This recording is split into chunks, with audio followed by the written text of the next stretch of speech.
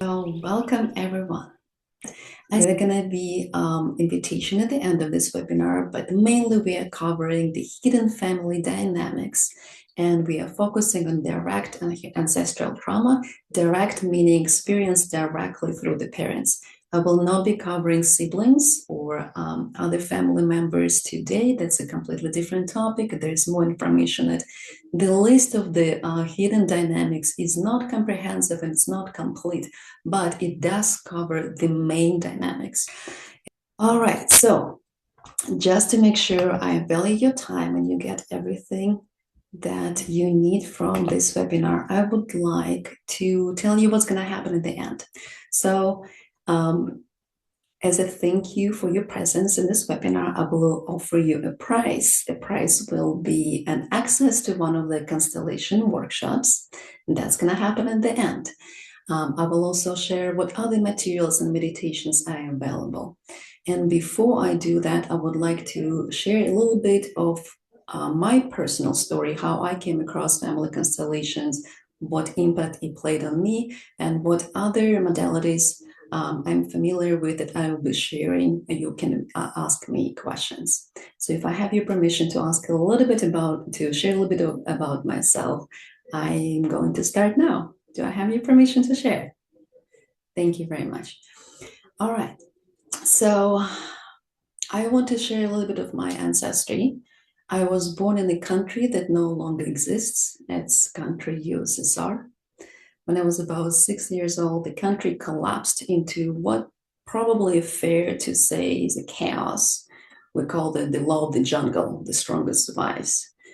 As a child, I couldn't really comprehend all the complications and terror and fears that my parents probably went through in the generation before me. However, as a child of that environment, I felt the fear tangibly, and the way it expressed itself was through psoriasis on my skin. It's if you don't, it's a really heavy rush. That's pretty much untreatable right now. I also had kidney stones, and I went through a pretty hard depression through my teenage years. At the age of about 10, I started experiencing very strong flashes of aggression, which led to fights at school. I was suspended for fighting with the boys. I also started using alcohol at the age of about 13, and I used it to numb myself through the teenage years. When I was about 22, I had an opportunity to run away with my childhood friend, and I left the country and I crossed the ocean and I went to the US. And in the United States, I found independence. And through my 20s, I was building career. I went from one job to another. I started a small business, and I found myself as a top manager in the investment company by the age of about 30s. And I shifted to the tech startup industry and took a position of a marketing director in a tech startup that was based in Australia. And I flew to Melbourne to meet my new team. And as I was walking down the streets of Melbourne, I realized that, interestingly enough, in my early 30s, I pretty much have everything I wanted at the time. I had a romantic relationship. I was pursuing the career I really enjoyed. I loved traveling. And the very surprising thought came to my mind. The thought was, I feel nothing. Not only I don't feel happy, it's really hard for me to say why, but I felt numb. I did not enjoy life as I thought I would be, achieving everything that I achieved. And that thought shocked me to the degree that I started my journey on figuring out what's going on. Why am I not feeling? Why am I not happy? Why am I not joyful? Why am I not receiving all the abundance that the life is offering? On the journey, I started pursuing all the spiritual teachings there are. So I sat with the medicine in Mexico, Argentina, in the native land of US and Canada. I tried pretty much every shamanic journey there is. I went through hundreds of shamanic journeys. I tried almost any psychedelic and any medicine there was. Um, and it's been years and years and I had some success and I definitely went in my up downs. But a few years after that, I hit a very heavy depression that I could not get myself out of. And along with the depression came a very heavy addiction. At some point, my family was so concerned about me that they didn't know what to do. And to get myself out of the depression, my partner and I went to Thailand. In Thailand, there's an island called Koh Pao. On that island, I took on retreat to study yoga. I got trained in advanced yoga practices. And at the same time, I went through a very deep cleansing. Um, at the retreat, I met an Italian practitioner named Marco, who introduced me to the modality of family constellations. He spent 2 hours with me. He used pillows to represent my family members. And when I left his session 2 hours later, I could not speak. I didn't know what happened, but I knew that what happened during that was so profound for me. What was uncovered is that what I was carrying is the shadow of the war that my parents and grandparents and the ancestors before them experienced on their skin. I had no idea it can play such an important role in our life. It was a profound insight. And from that moment, I dedicated my time and my life's purpose to knowing everything there is about this modality and sharing that knowledge with the world. So for 2 years after that, I moved to Hawaii and I spent 2 years in the paradise. And I was studying and practicing with the local practitioner. I also joined the 2 years program with one of the direct students of the founder of this work, Bert Hellinger, and the founder of the Hellinger Institute of Canada, Marina Toledo. And what I'm sharing today is the collective knowledge that I'm trying to summarize and put together into very simple illustrated guidebook of the common dynamics that hopefully will give you insight on what might have happened in your ancestry before you that impacts your life right now. I will also share the tools that I've been taught and practiced on what you can do to address those dynamics. So that's a little bit about me. And to help you serve your purpose in this webinar, I would like to ask you, what are you looking to get out of this 1 hour with me? If you can put it in the chat, this is the outcome you're looking for. This is what you're here for. I would love to read it. And I would love to take a couple shares as well. If you're open to sharing with the group, what are you here for?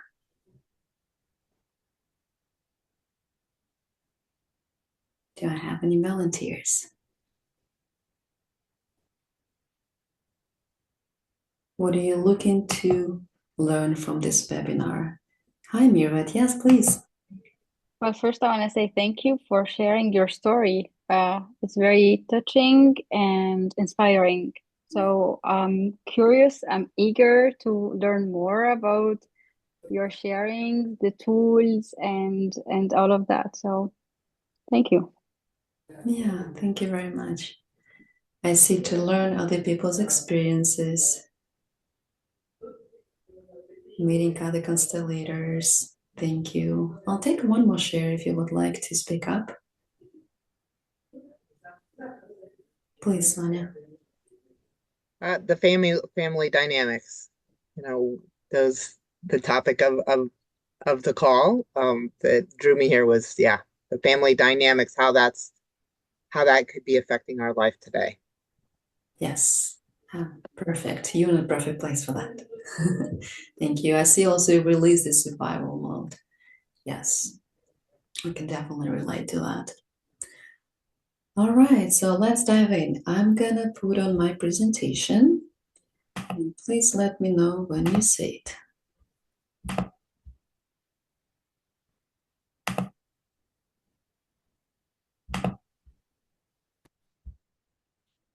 All right, we'll do present all the way to the top. So hidden family dynamics, like Sonia mentioned, that's what we're talking about today. And those are dynamics I will be covering. So this division into three groups is pretty subjective, but I decided to help us simplify that. And what we're going to be talking about, missing or lack of parent, absent parent, parent who is there but not really emotionally available, parent who's been traumatized. Also, a very important part of this, a missing permission to receive. Receive the parent or an ancestor who was excluded from the family or potentially rejected by the family. We're also going to cover a little bit about the ancestral entanglement when we are too close or too far from the parent, as well as the victim-perpetrator dynamic. All right? So, as I mentioned, direct ancestral trauma is the trauma that we receive directly from our parents. And a very important movement is initiation to the world. I want to spend a little bit more time on this movement. Let me just make sure I admit everybody in. All right. So it's been observed in the field. And when the child is born, during the first 7 years of development, mother plays critical, essential role.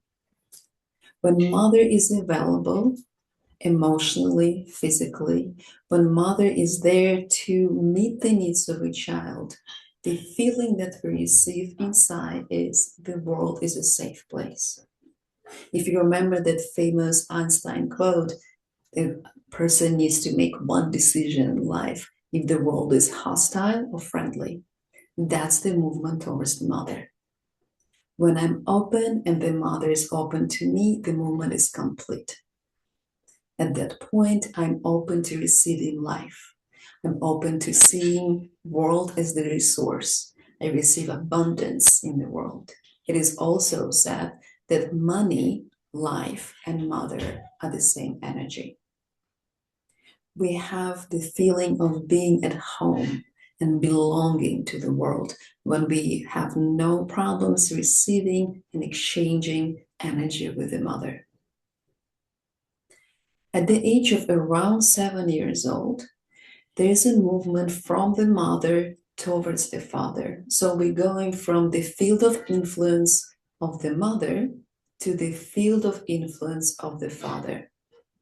When we received all the feminine that is available to us through the mother, we receive the masculine line of the energies through the father. That energy gives us strength. It's our ability to make decisions. It's our ability to say no to the world when we are setting our own boundaries. From the mother, we received our yes. Yes, I'm here. Yes, I'm available. From the father, we receive the strength to say, no, that's not for me. So now, by the age of 14, we are more capable of saying, not only the world is safe, also I am safe to express. I am safe to be who I am. And with that movement, openly, we're going into the world. Of course, it is said that 99%, and maybe there is one, but I never met them, who don't have the ancestral trauma, but most of us do. And if you're here, you probably experience some kind of degree of there's some kind of interrupted movement. So one more very important movement is the arrow that signifies permission to receive. We'll talk a little bit more about it after we cover the hidden dynamics, but this missing part is going from the mother to the father requires subconscious open permission from the mother to receive the father.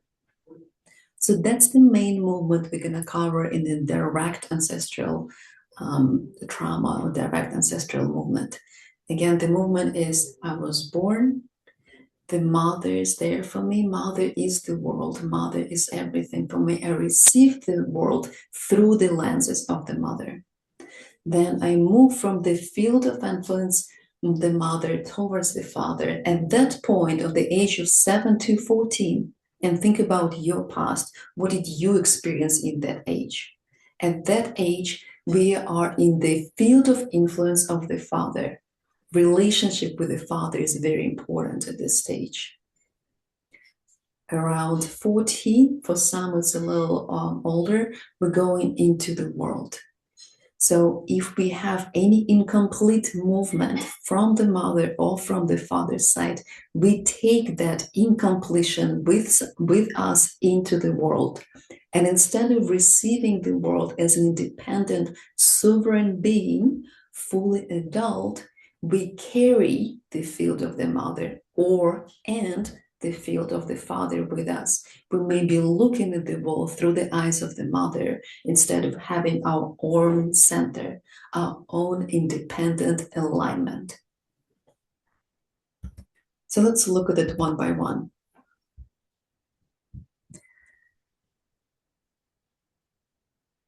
I'm going to go to this slide a little later. Right now, I want to talk what happens when the mother is unavailable.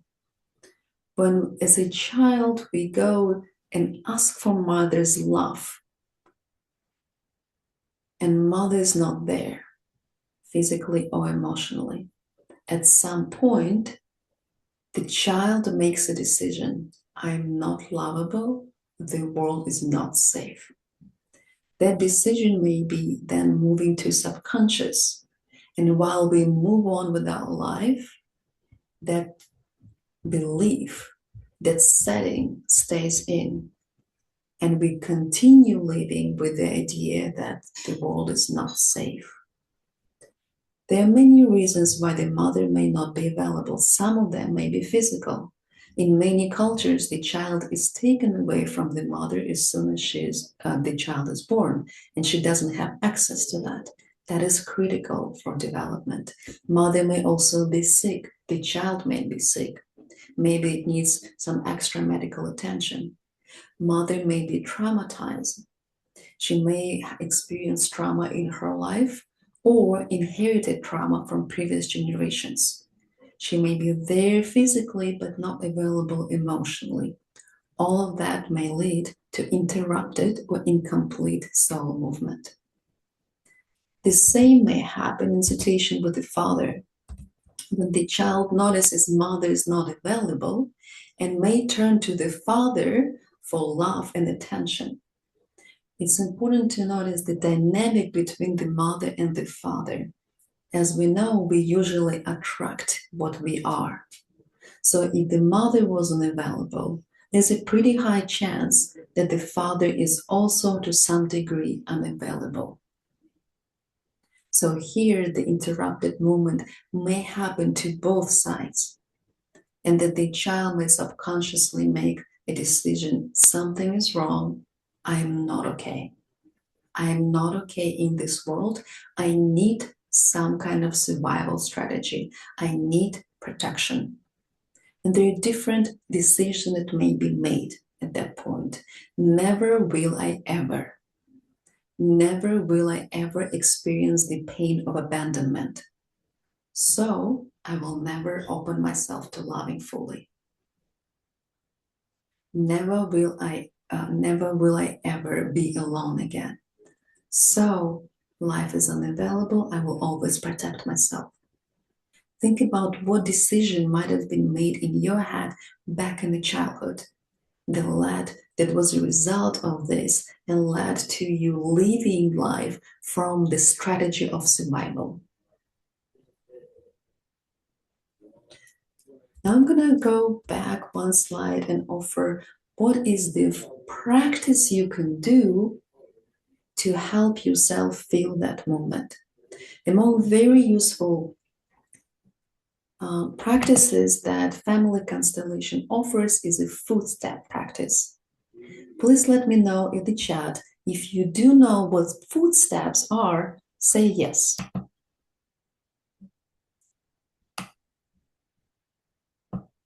All right. So we do familiar and just really quickly cover what the footsteps are. So footsteps is literally stepping onto the energy of that we are representing. For example, you can take pieces of paper and simply write down mom, mother, whatever you call her, right? Whatever you used to call her, and put it on the floor and you step onto that piece of paper.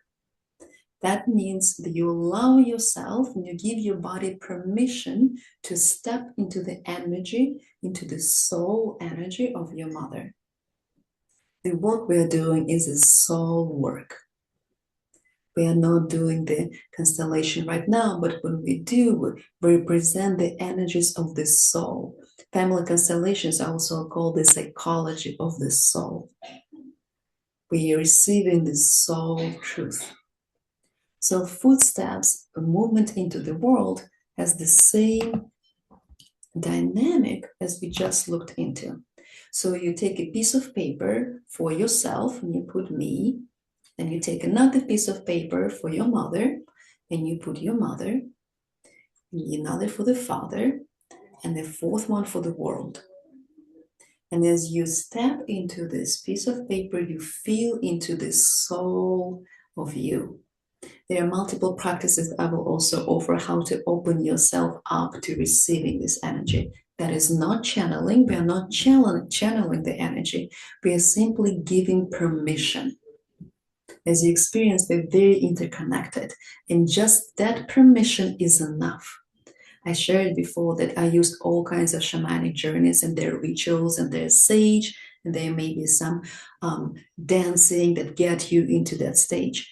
In family constellation, none of that is required. You may use that as a practice if you're familiar to it. If this is your spiritual practice, you're welcome to sage yourself or give yourself some kind of okay to the body, but it's not necessary. All we required is to give our mental permission to step into the energy.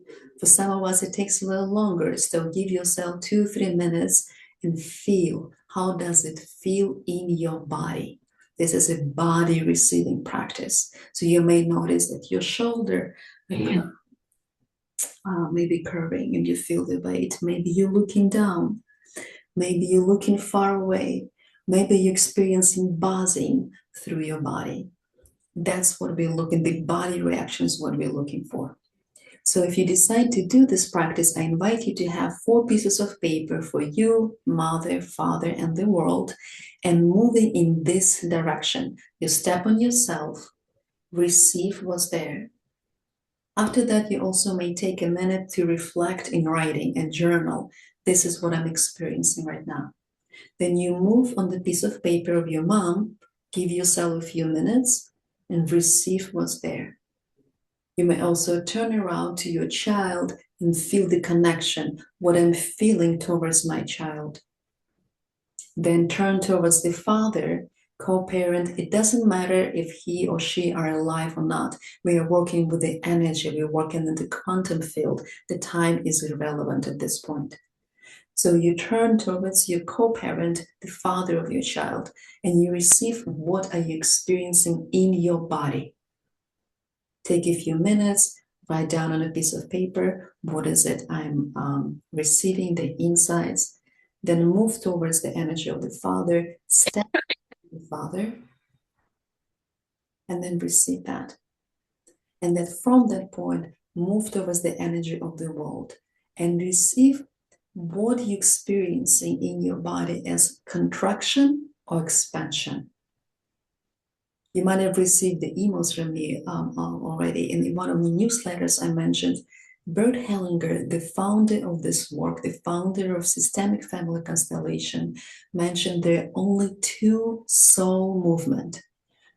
Ones that create expansion in your body, and those that create contraction. So when we are looking with the trauma that might have caused the survival mode, what we're looking for is contraction in the body.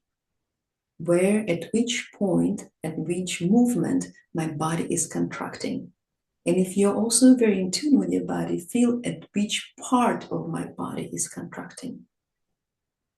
Then the somatic healing would be to work specifically with that part.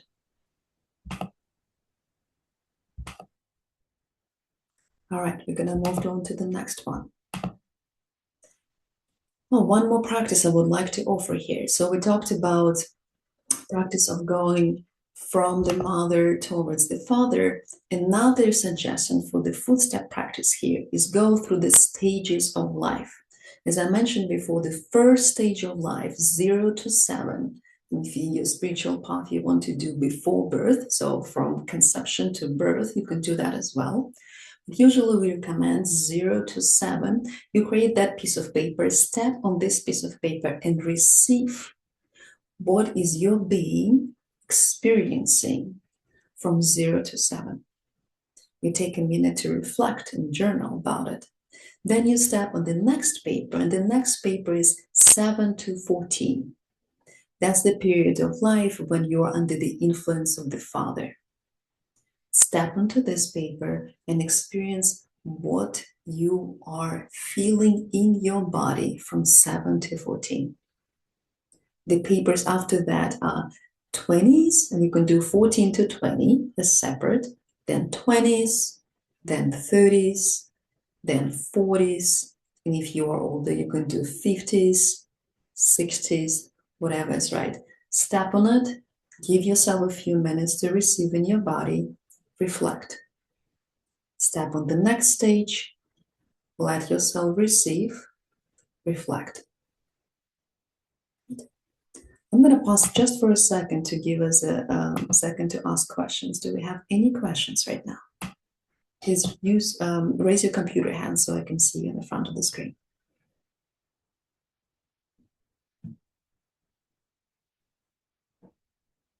Good, everything is clear? All right, we're going to go to the next movement. So, covered in complete soul movement. And as I mentioned, it's usually mirrored, not always, but it's usually mirrored between mother and the father. Also to the question of who do I need to work with first, mother or the father?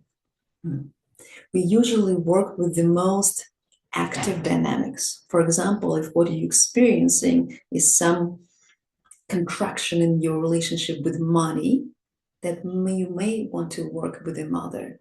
But since it's all mirrored, most likely you will find something working with the father energy as well. There's no right order. Whatever is active and more present in your life right now, that's what you want to work with.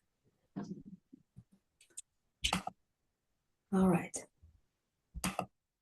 So if in your life you're experiencing some issue and you kind of already know it, there's something about my mom, there's something that I'm experiencing in my life that I know I'm repeating it. I spend so much energy on not being like my mom, but I'm finding myself in this repetitive pattern again. I'm choosing the same unavailable people again. I'm doing the same project again that's not fulfilling and it's not aligned with my true self. What you may find very useful is an exercise of making step towards the mother. This is not a footstep practice. We actually ask a person, preferably not related to us, not the partner, not a very close friend, somebody who is maybe acquaintance and maybe some friend you don't really share every single secret with. They don't really know your story. You ask them to stand about 10 steps away from you, and you make a slow movement towards them. Why are we doing it? Every step that we make towards mom, when there's interrupted soul movement, usually brings us emotional insight. And that is what we're looking for. how easy it is to step towards mom. Are we looking forward to it? Or notice also if you're rushing through it. If you kind of running towards her, of course, she's the best one. She's always been there. I'm gonna take care of her all the time, anytime. This is the moment. What we are looking for is stable movement towards mom without rushing. I'm there, I'm feeling everything that's there. Of course, it's not just positive, it's not just rainbows and butterflies, right? We always feel a little bit of something that's maybe craving, maybe the need, maybe desire, maybe something we forbid ourselves, we didn't allow ourselves to feel. Those insights may come up as you make one step after another towards mom. I also want to mention here that movement towards the mother and the father is not something we do once. It's a life journey. And the more we're able to open ourselves towards that movement, the more we're able to open ourselves to receiving life, abundance, and joy in our life. And that is ultimately what we're looking for, right? The life energy to do the projects that we want to do them in alignment with what we internally perceive is the right thing for us to do. Now, another possible hidden dynamic that is common with the mother and the father is projecting parent. That is usually visible when there is a favorite child in the family. For example, if you were the favorite child, you might have noticed how one of the parents is really favoring you, how they're really cherishing you. But at the same time, what you might have noticed the weight of that adoration. And that weight may be associated with when we as parents see a favorite one, we usually don't really see that child. We see a projection. In my personal story, I shared that I moved away from my parents as soon as I thought I had a chance. What I found common is both of my parents moved away from their parents. So it's kind of interesting pattern to notice. Is it something I did on my own, or is it something I'm repeating in my family? I can also share that I was the favorite child of my father. What I later realized that what he saw in me is his motherland. He projected this missing feeling of that place of birth that he cherished so much that he moved away from, that I was allowed to do almost anything. But I later realized that he doesn't really see me in that feeling that was hindering in the back of my mind. Why don't you see me? Why don't you able to see the greatness of me? I don't know who you're seeing in this. But that's one of the projections. Another projection that might have happened, that your parents might have had the first love that did not get to completion. They did not get to be with that person. Instead, they were with the co-parent that you were born with. But that feeling, that craving, that missing something did not go away. And that is now projected onto the child. What happens when we project is that me and you may be merged. I'm now looking at the world through my mother's eyes. My mother might have decided at some point earlier that men are not trustworthy, that the men are not reliable. And while I'm trying to get into relationship with a man believing that I deserve love, I deserve to be loved and give love, in the back end, I have this subconscious belief on my mom. Men are not trustworthy. They're not reliable. So there's no space for me to have and attract the man that is trustworthy and reliable.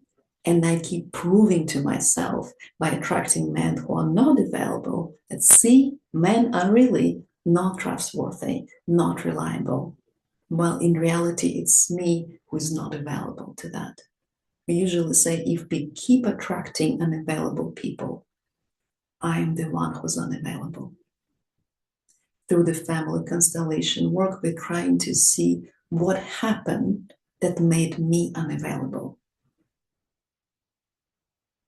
So the healing statements in this may work as me for me, you for you, or Mom, I'm just like you in this. Healing statements is something we use in family constellations for multiple reasons. One of them, and the first one, is to state what is. I want connection. I want your love. Even though I'm not ready to love, I want to connect. The healing statement may also sound as I'm angry at you.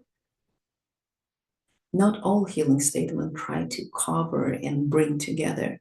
In some situations, especially in this case, some separation is required for the healing to start happening. We don't always go towards the mom. Sometimes we need to create space from the mom so we can feel into and be in the center of a personal sovereign being.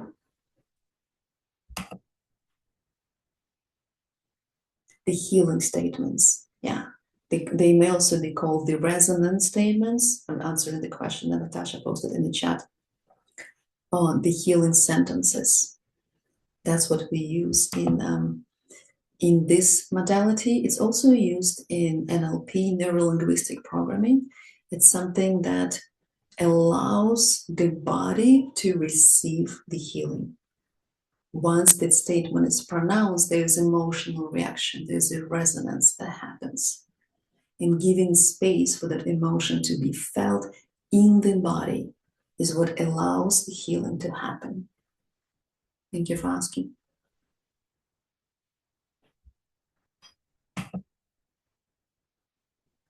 All right. So the next dynamic I want to mention here is bigger than the parent. This dynamic is especially hidden because sometimes it may be expressed in, I love my parents so much. They're the best people. They're absolutely, I just want to give them everything.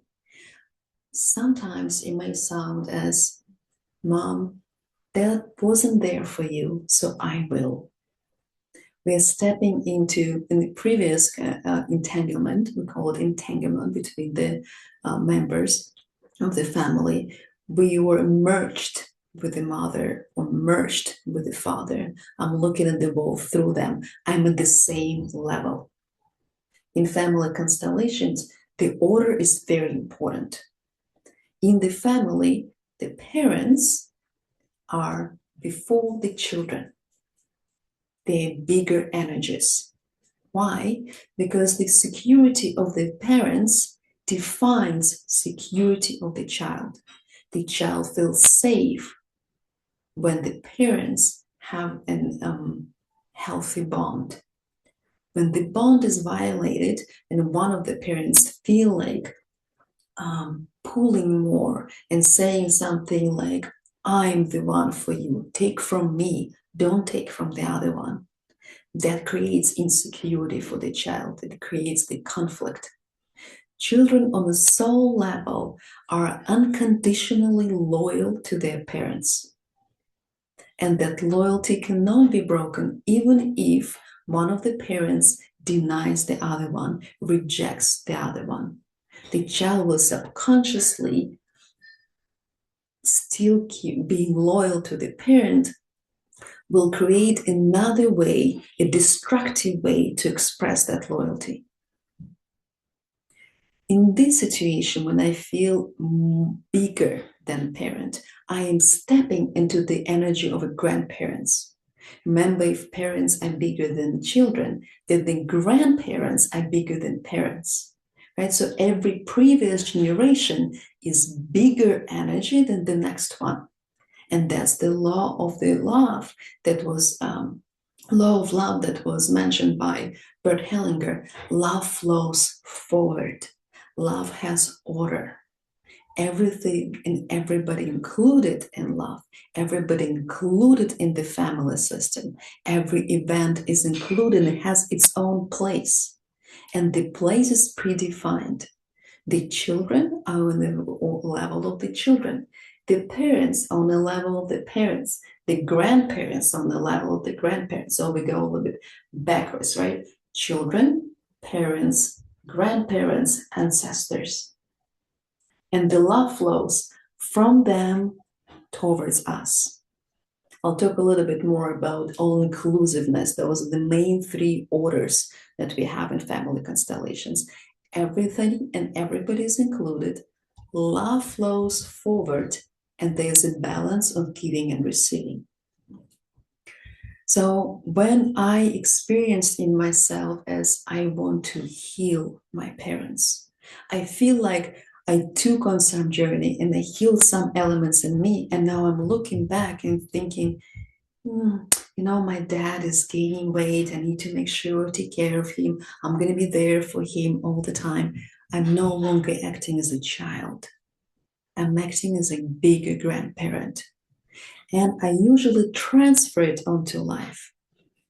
Think if you notice how you may be going into life and taking on the project thinking that I will heal, fix, help other people, and I will help heal as many as possible.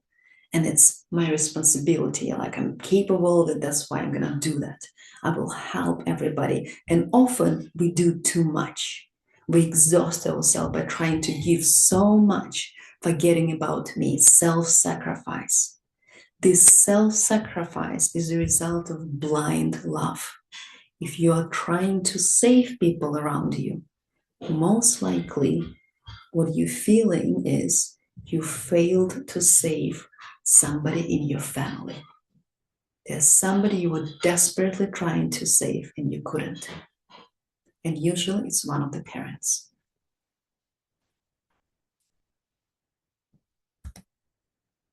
Now let's go to the next dynamic.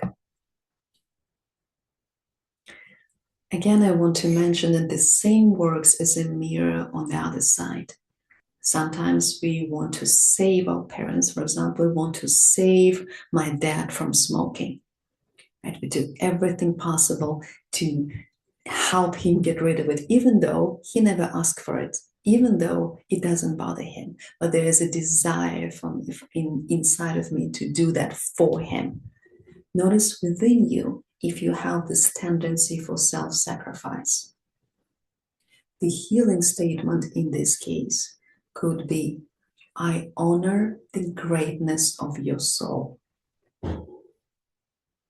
The movement we're trying to go into with this is, I have my own choices.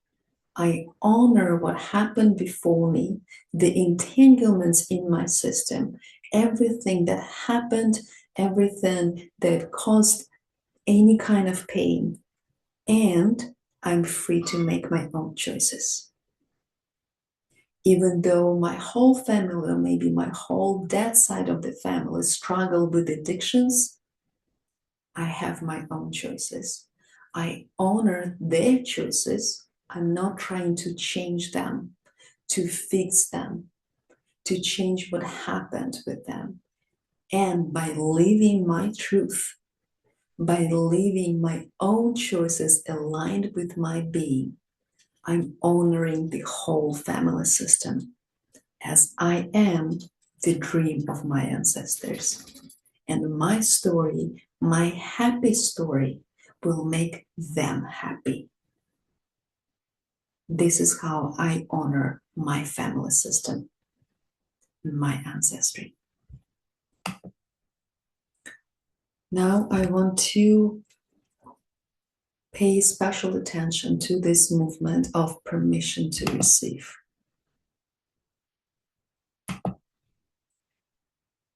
Remember, I mentioned sometimes, and especially it's important for the mothers when their father and the mother don't really have a healthy bond. What the mother may say is, yes, he is your father, but subconsciously take from me. For example, we may say he's an alcoholic. And in that statement on its own, there's judgment. That means don't be like him. So imagine if the child is a boy and the child grows up and takes him from the mother as, now I receive the world and the connection is healthy, but now it's time for me to go to the father. And while the mother may be saying, sure, he's your father, I cannot say no, but, and this but in the subconscious stays with the child. Now, as a boy, I now have a separation inside me. On one end, I love my mom and I love everything she tells me, and I see how in reality, yes, that's what I'm seeing. There was some suffering, there was some abuse, but my subconscious is loyal to the father. So what may happen in my psyche is rebel. If I cannot take from him fully, I will take the worst. And in taking the worst, I will atone for my father. So the thing happens is mom is saying, don't be like him. And I am becoming more and more like him. And the mother's trying more and more to resist that movement. No, it's good for you to be different. But then conditional love of a child is so strong, and we often see it in teenagers rebelling against, right? There's no permission. I need my father, even if it's not there, even if he's dead, even if he left the family. If the father is physically not present, we receive the father through the stories in the family. And if nothing is said, then I have half of me missing. I receive the void, and I look for the ways to fill the void. The ways we usually find in our society are addictions, sickness, escape. We find multiple ways of escaping. Some of the ways, the coping strategy may be get yourself busy. Get yourself busy with the projects, get yourself busy with the work. So we achieve things on the outside. We achieve success. We look great on the outside, but inside we have the void. The void may come from not receiving the mother, or and you can have both, not receiving the father. So the way we experience it, if you're noticing in your life or in the life of your family members, addictions, anxiety, perfectionism, escapism, not being able to focus or commit to a project that is aligned with you, attracting unavailable partners. All of those are the signs and the symptoms of the void inside. And that void can be filled by movement towards the mom, movement towards dad. And we'll talk a little more about what can be done to complete that movement. So I'm gonna move a little bit of who else, right? It's not just mom and dad, we have more in our family. But I want to bring your attention to a common myth of ancestral healing. Sometimes we think that ancestral healing is about receiving what happened with ancestors, and we forget about the parents. It's some kind of spiritual bypassing. We go towards the source, we go towards divine, we find God, and yet we don't have a relationship with our parents. So I want to give you an alert and a warning and share this important part that before we receive more, we start from the core. And the core is first step is receiving the parents.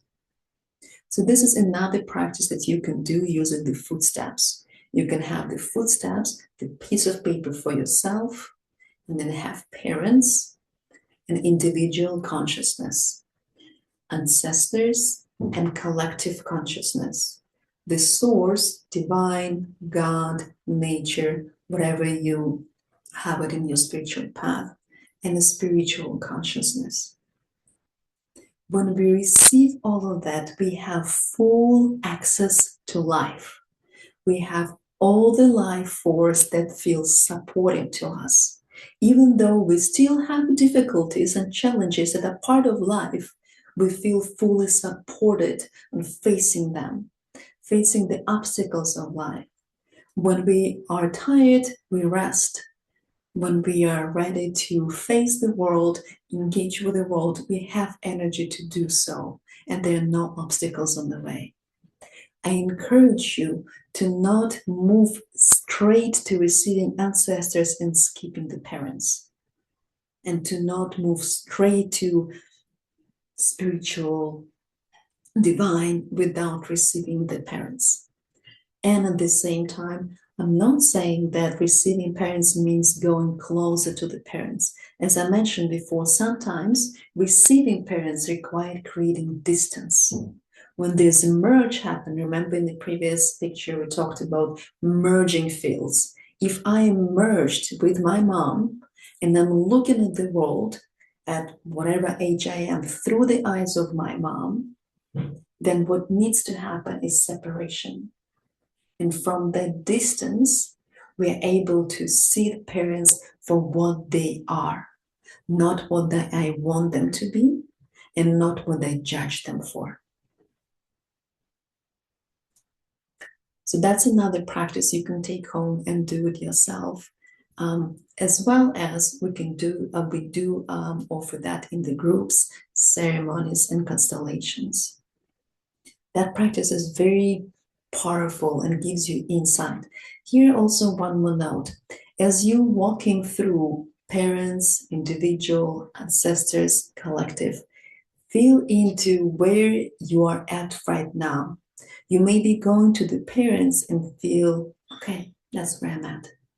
That's what I need to work with. That's where the void is from. You may be feeling very expanded as you move into the field of parents. And maybe your work right now is more with the collective and ancestors. Maybe you go to the parents and you feel the inner permission to move forward. Then you move towards ancestors, receive, ask for permission, receive the permission, move into collective. And from collective, you go into the divine. Ask for the permission to move towards spiritual consciousness.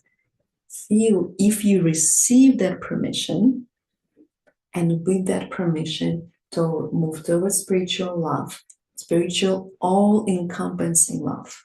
Spiritual love means neutrality of life, life as is, that includes death, that includes pain, that includes conflict, and also full of joy. I'm going to check on the chat to make sure I'm answering all the questions. Thank you, Nicola.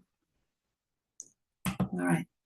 And one more thing I want to bring up here is when we receive, and we're talking mainly about direct impact there of our ancestors through the parents, when there's any entanglement, and the entanglement means we are representing someone else. I may be entangled with my grandma. From my story, I shared that in my first constellation, I experienced the shadows of the war. My entanglement was with my grandmother, who was married to a guy that the whole family considered an alcoholic. So the anger of her and inability to express that anger in a post-war environment, when she had 5 children and simply could not just give up, she suppressed it within. And the feeling that she received is, men are worthless. So what I carried with me is the same subconscious belief: men are worthless, that stopped me from being in a healthy, harmonious relationship. I did not receive it from my mom. I received it from generation ahead, but I received it through the mother. So here you see the entanglement mark in this green area. So if entanglement one was from the masculine ancestors, it will come to you through the father. If you entangled with the feminine ancestors, you will most likely receive it through the mother. That is another reason why we first work with the parents and then move bigger to ancestors.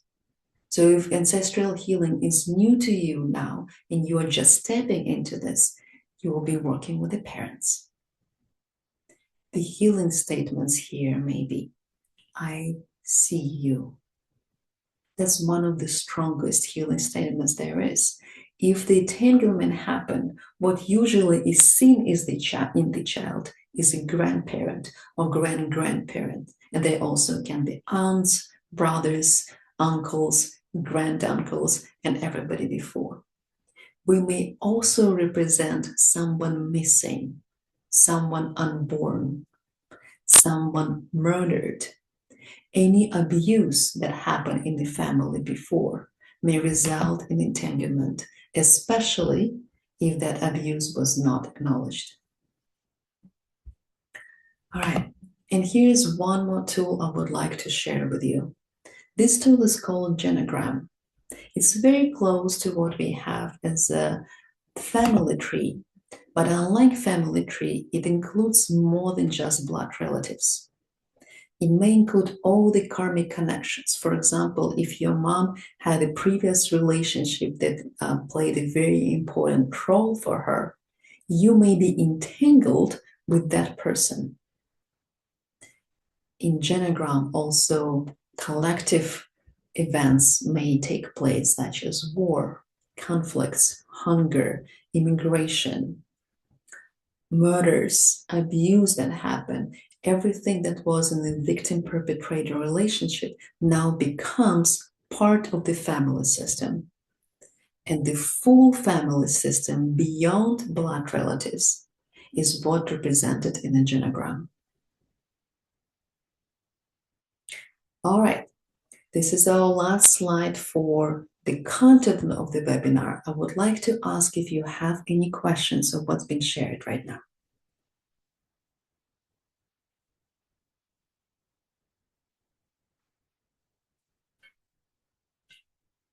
Well, if we don't have any questions, I would like to come to our special thing. As I mentioned, this is theoretical collective knowledge of what's been observed in the field. What I would like to invite you is the workshops when we do step in those energies. The way these two workshops I'm offering for the end of the year is a group constellations, then group practices and ceremonies and experiences. I combine different modalities in those workshops, and they are held in a group space where different people take on representation of your family members or energies, not necessarily people, that will reveal and help you face and work with subconscious dynamics. I'm offering two workshops. One is coming on next week. It's December 1st, Sunday, and it covers including the excluded family members. We'll be working with unborn children and excluded energies in your field. And the one the week after that is focusing specifically on the patterns around money. So it is commonly found that the tensions, the frictions, the contractions in our family are very often reflected in our relationship with abundance. And money is one of the ways we experience abundance in our life. So our workshop on December 8th is about money. Now, I would like to thank you for your time today with me and offer you a special for those workshops. You can see that the price is normally marked at $47 for each workshop. I would like to offer you two for the price of $67.